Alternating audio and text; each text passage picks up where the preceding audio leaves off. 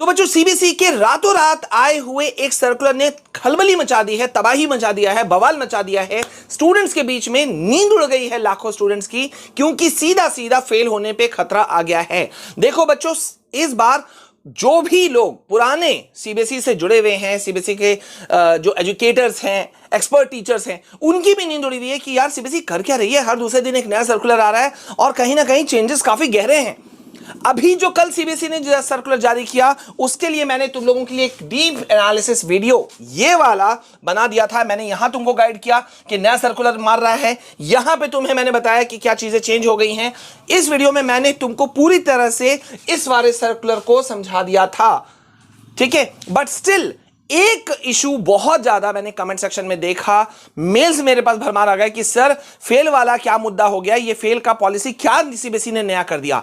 तो मैं तुमको बताने वाला हूं इस पर्टिकुलर वीडियो के अंदर में कि फेल वाला मुद्दा या कहां पे तुम डायरेक्ट फेल हो सकते हो अगर तुमने थोड़ी सी भी लापरवाही बरती। तो वो वीडियो, उस चीज को मैं अभी एक्सप्लेन करने वाला हूं इस वीडियो को। ये वीडियो तुम लोग के लिए बहुत खास है। Please please please I request you all कि बहुत ध्यान से सुनना, वरना सीधा फेल होना तय है, भले ही तुम कितने भी super super super super duper student हो तब भी। क्या है ये वीडियो, जल्दी से देखो। लेकिन उससे पहले भूल जाते हो, कमेंट को लाइक, अपना इस वीडियो को लाइक कर दो। चैनल में पहले बार आए हो तो सब्सक्राइब कर दो और कमेंट सेक्शन में अपना क्लास, अपना नाम जरूर लिखो और कहां कहां इश्यूज आ रहे हैं वो देखो।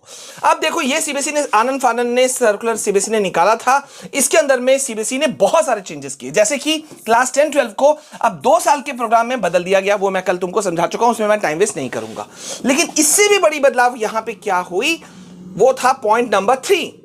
ये रहा, ये पॉइंट नंबर 3 में सीबीएसई ने कहा कि भैया इंटरनल असेसमेंट अब एक साधारण चीज नहीं रहेगा। अगर इसको किसी बच्चे ने नहीं किया, अगर स्कूल वालों ने इंटरनल असेसमेंट फेल कर दिया, तो वो बच्चा सीधा सीधा एसेंशियल रिपीट कैटेगरी में चला जाएगा। अब तुम शायद अभी भी मेरी बात को समझे नहीं हो। तुम्हारे समझ के लिए मैं तुमको ले चलता हूं डायरेक्ट अपने बोर्ड पर। देखो भैया, इंटरनल असेसमेंट को अभी तक हथियार के तौर पे देखा जाता था, मार्क्स स्कोर करने के तौर पे देखा जाता था, उसमें कोई बहुत ज्यादा हौच पौच नहीं करता था। लेकिन अब सिनारियो बदल गया है। अब सीबीएसई ने कहा कि भैया आपका बोर्ड एग्जाम का पेपर जो होता है वो कैसे होता है तुम लोग का, तुम बताओ। 80 + 20, 80 जो है ये है तुम्हारा थ्योरी पार्ट, सॉरी ये है तुम्हारा थ्योरी पार्ट, और ये है तुम्हारा इंटरनल असेसमेंट बोलो या प्रैक्टिकल बोलो, ये है, ठीक है। 10th-12th वालों के लिए 30 मार्क्स हो जाता है और इधर 70 हो जाता है। तो मैं भी एवरेज के तौर पे, एवरेज मतलब सबके लिए एक बना के मैं बता रहा हूं, ठीक है।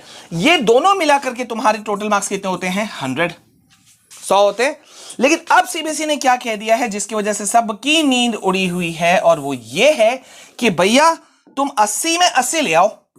80 में तुम कितने लाए, मान लो बोर्ड एग्जाम में तुम 80 में 80 तुमने स्कोर कर लिया, लेकिन तुमने क्लास में ध्यान दिया नहीं था, टीचर से तुम्हारी बनती नहीं, टीचर्स के साथ में तुमने पंगा ले लिया किसी पर्टिकुलर सब्जेक्ट से, मान लेते हैं साइंस वाले से, मान लेते हैं एसएसटी वाले से, मान लेते हैं जिससे भी, ठीक है, पंगा ले लिया।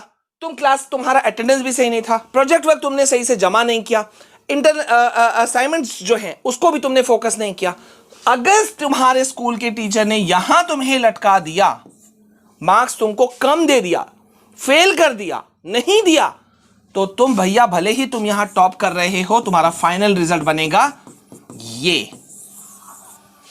मजाक में मत लेना, अगर मजाक में ले रहे हो तो चलो मैं तुमको दिखा देता हूं विद प्रूफ। ऐसे ही मैं यहां बात नहीं करूंगा। यहां पे क्या कह रहा है पॉइंट नंबर 3 में, जरा ध्यान दो।